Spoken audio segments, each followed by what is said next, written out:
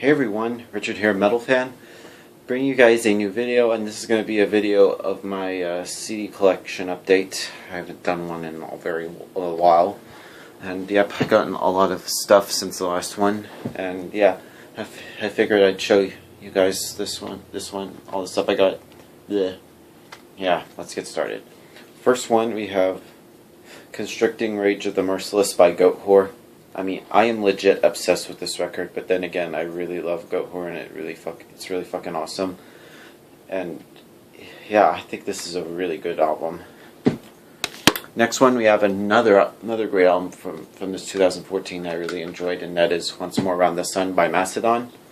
I mean, these guys have never failed to release a bad album. I mean, they're just really awesome. I mean, honestly, this album I think is a bit better than The Hunter in my opinion, even though I do enjoy The Hunter, but this I think is a step up from that.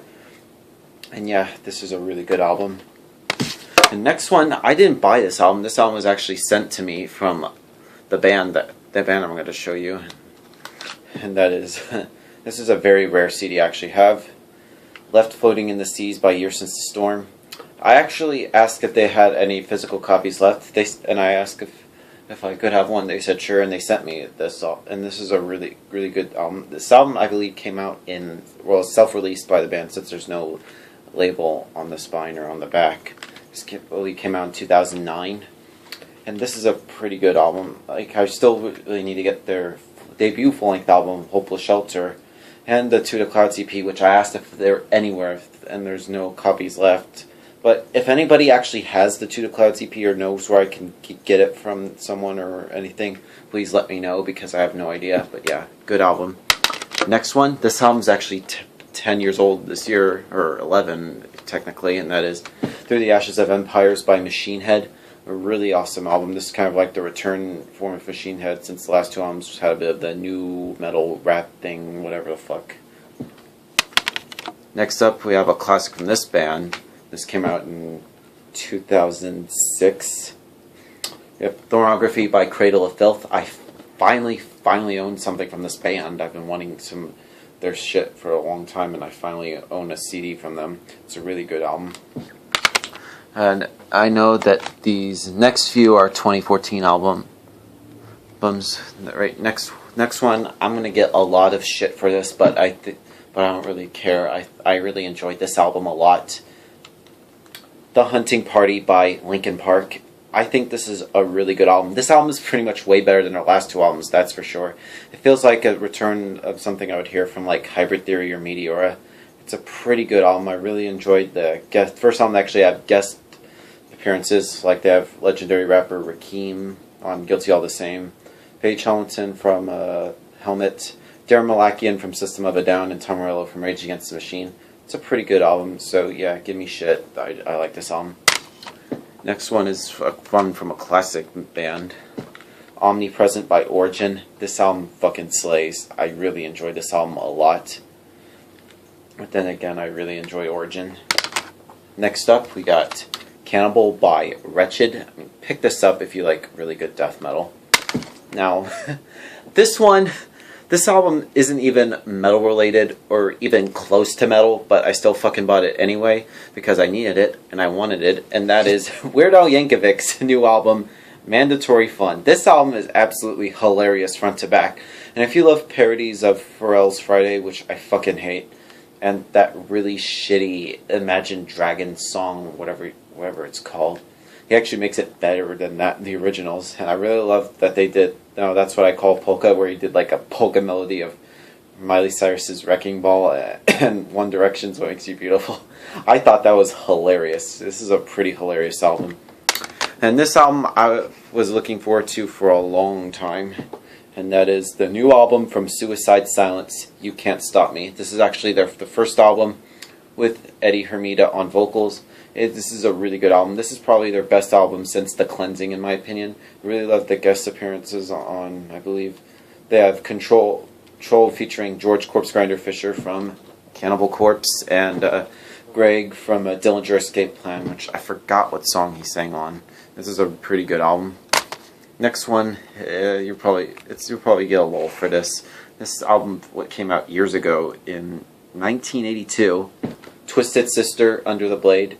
Yep, I'm not really a big Glam fan, but them and I believe Motley Crue are pretty much the only glam bands I can really stand. Yep, and I think the rest of these are 2014 album review albums. Next one we have Tibi et Igni, if I'm saying that right, by Vader. This is a really good album. I think the production-wise, it sounds really awesome. Then I think the last album, which I believe was Welcome to the Morbid Reich, if I'm correct. Yeah, I feel like this is pretty much the best production I think Vader has on any album, in my opinion. Next up is a really good album. We have Heroes by Sabaton.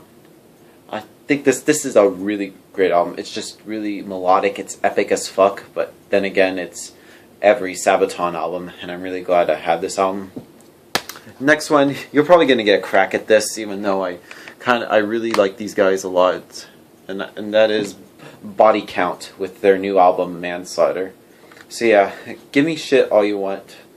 You can go fuck yourself. No, I'm just kidding. Dang, I don't give a shit if you don't like them. I think they're pretty awesome. In fact, I've been listening to this album a lot more than I expected to be, and I really love how they did a remake of Ice-T's 99 Problems, and they did a cover of Institutionalized by Suicidal Tendencies, which I thought that cover was a bit funny, and they actually changed up the lyrics. I thought this was a pretty good cover, and this is a pretty good album, if I do say so myself. Next one, and you can fucking judge me all you want on this album. I like this band. Steel Panther, with their new album, All You Can Eat. I like them musically, but I also like their lyrics because they're fucking retarded, but they do it on purpose. That's what makes it funny. Yeah, I just want to get their two albums. I pretty much got their shit. And this album is... Oops, I think I lied there. I have one album that came out in 1990. Souls of Black by Testament. I think this is a really great album. It's a classic of theirs, and this is pretty much my favorite Testament album in my opinion. Really great album. Now, these last few are 2014 albums. This one, we have, if I'm saying this right, Esoteric Warfare by legendary black metal band Mayhem. This is a really good album. This is kind of like their big comeback album, follow-up to their 2007 album Ordo de Chaos, if that's the album, if I'm saying that right. I really enjoyed this album. It's freaking awesome. And this album I've waited for a long time.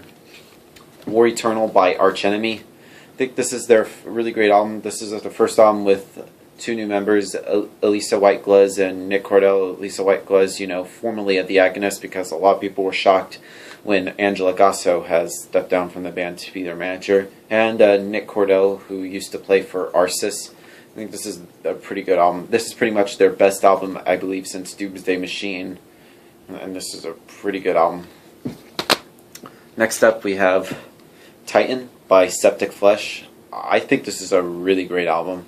And this is actually pretty much, I think, better than, I believe, The Great Mass. I think that was the last album, or I forgot which album. I'm sort of fairly new to this band. They're a pretty good album. Pretty good band, pretty good album. I can't even speak today.